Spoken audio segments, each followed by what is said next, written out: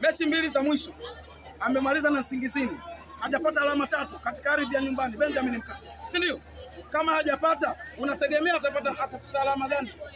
Yaani unakutana umeshindwa kumfunga Nsingizini nyumbani, unaenda kukutana na Esperance ya Tunisia. Mimi na waona Esperance ya Tunisia, Benjamin Mkapa wakichukua alama, Petro wakichukua alama. Kwa Simba anaenda kupoteza, yaani nje ndani. Kwangu mimi anaenda kudondosha alama takriban 12.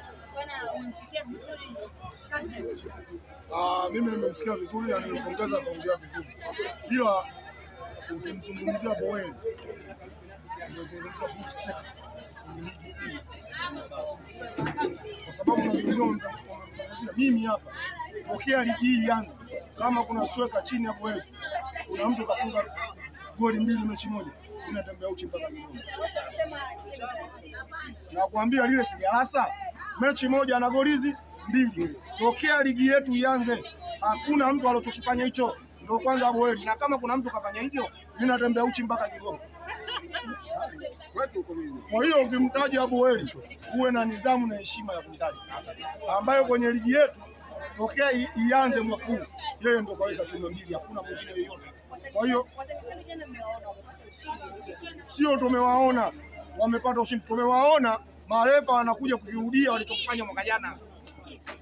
Ile goli la pili umeona lipo sahihi. Yaani mtu kabaki peke yake. Yaani mtu kawa imamu, watu wapo nyuma yeye imamu anaswalisha. Wewe umeona kuna goli la utata hapo?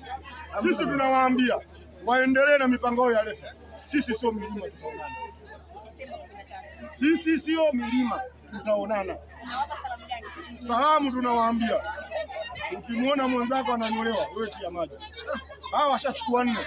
Yeye akifanya masiara zitarudia 5. Sasa baba beki gani wa Simba wanaenda kumzuia Boeli? Ondoka, kashakasirika, kashakufa tayari, tushakutana naye na washakufa yupo. Sawa, kwa hiyo hakuna kitu kipi. Shabiki wa Simba yupo tayari kuomba kifo kuliko kukutana na Yanga. Nakwambia tena, shabiki wa Simba yupo tayari kuomba kifo kuliko kukutana na Yanga. Anajua kabisa duniani hakuna dabi mtu kapigwa mara 6 mfululizo zidi ya Tanzania. Kikosi kile hakuna aliokosekana, kala jamii washakufa. Sawa, pia mimi nawaambia kama masaa 72 hii michezo wanataka kutuchezea, hatutokubali. Sasa hivi kuna mbinu ambayo inapangwa kwa wachezaji wa Yanga wapunguzwe kusudi dabi wakose. Sasa tunawaambia mapema, tushawagundua hii michezo si hatuihitaji. Tunataka dabi ikachezwe, kila mtu ipo sawa. Kila mtu alisajili kwa kelele, kwa mbwembwe. Kwa hiyo tunataka kwenye dabi kila mtu akacheze katimia. Tumeona hapa hakuna ligi yoyote duniani mchezaji anaenda kuhukumiwa mechi 5. Hakuna ligi yoyote duniani. Hakuna. Ndio hapa makusudi kafanyiwa Ibrahim Baka. Sikiliza nikusimulie, si tunajua mchezo mwingine unaenda aende kufungiwa Djigui Diarra. Si tunajua, hatutokubali. Ligi ndio itakuwa mwisho. Hazifuatwi kanuni, hazifuatwi mapenzi.